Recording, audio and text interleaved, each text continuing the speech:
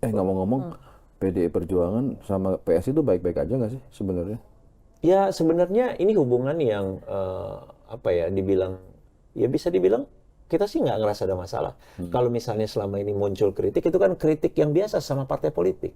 Kita juga mengkritik PKS, mengkritik yang lain. PDIP juga punya kritik yang sama terhadap kita dan lain sebagainya. Itu kan hal biasa yang di dalam demokrasi. Nggak boleh baper gitu loh. Nggak boleh ada perasaan bahwa kritik itu karena kebencian. Kritik itu bagian dari proses demokrasi dan bisa dicek.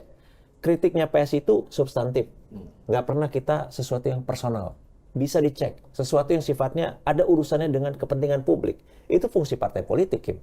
Jadi nggak bisa dibilang bahwa ini ada persoalan personal. Nggak ada.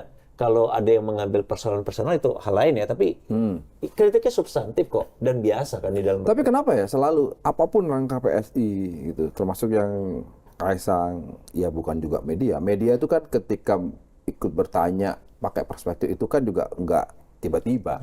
Pasti dia punya background kan. Kenapa kemudian bertanya ke PDI Perjuangan dan tahu bukan tanya ke PKS karena memang relasi paling kuatnya kan ya dengan PDI Perjuangan misalnya.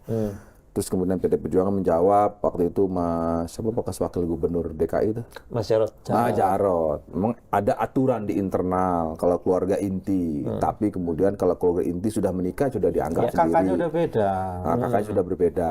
Tapi itu kan selalu dikait-kaitan. Kedua, seolah-olah ada kalimat mengatakan bahwa ya PSI dan PDI Perjuangan dalam konteks ideologi kan sebenarnya segaris, sama-sama merah putih, sama-sama nasionalis. Sama-sama partai presiden. Sama-sama partai presiden. Enggak lah. Oh, enggak lah. Ini penting kalimatnya enggak ini. Ulangi coba pertanyaan biar diulangi. Sama-sama partai presiden. Coba berani ulangi atau enggak? Oh, enggak lah. Enggak.